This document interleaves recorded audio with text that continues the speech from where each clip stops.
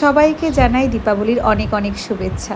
তো দীপাবলির রাতে মানে কাল কালী পুজোর রাতে আমি প্রদীপ জ্বালিয়েছিলাম আর মাটির এই থালাটাকে নিজে হাতে রং করেছিলাম। সেটাই তোমাদের সাথে শেয়ার করব যে এই যে প্রদীপটা আমি জ্বালাচ্ছিলাম, প্রদীপের গায়ে বা মাটির থালাটার ওপর যে ড্রয়িংটা সেটা কিন্তু আমি নিজে হাতে আঁকিয়েছিলাম বসে বসে। কেমন হয়েছে জানিও, আমি তো প্রফেশনাল আর্টিস্ট নই, তাও আমি চেষ্টা করেছি একটু করার। আর তোমরাই জানিও যে কেমন হয়েছে মাটির থালাটা আঁকাটা।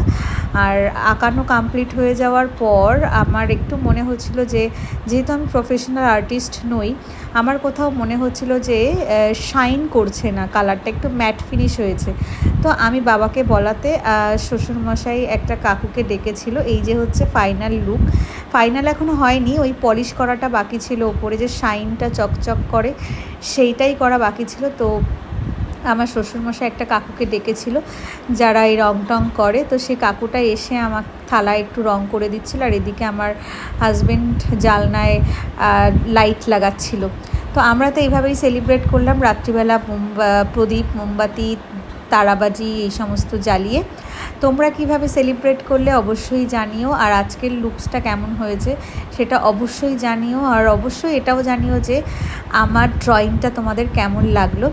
আমি তো সেইভাবে কখনো আঁকা শিখিনি, তবে ওই নিজে মেকআপ করার ক্ষেত্রে অনেক সময় কলকা করতে প্র্যাকটিস করতে হয়।